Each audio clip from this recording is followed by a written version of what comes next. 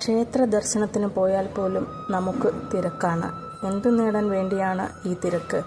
ക്ഷേത്ര സന്നിധിയിലെങ്കിലും നമ്മുടെ തിരക്ക് അല്പം മാറ്റിവെച്ച് മനസ്സ് ഈശ്വരനിൽ അർപ്പിച്ച് ആ സാമീപ്യം അനുഭവിച്ച് നമ്മെ തന്നെ മറക്കുന്ന കുറച്ച് നിമിഷമെങ്കിലും നമ്മളിലുണ്ടെങ്കിൽ തീർച്ചയായും നാം ഈശ്വരാനുഗ്രഹത്തിന് അർഹരാകുന്നു.